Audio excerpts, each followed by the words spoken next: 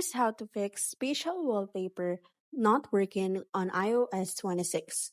First, go to the settings option, and then from the settings option, make sure that you are already on a software update or your software is keep undated. Afterwards, go to the photos option and select a photo that you want to use as a special wallpaper. As you can see, at the top right, there is a spatial option. Make sure that you have already spatial spaced the photo before using it as a wallpaper. Now, on the bottom left, you will see there the arrow option.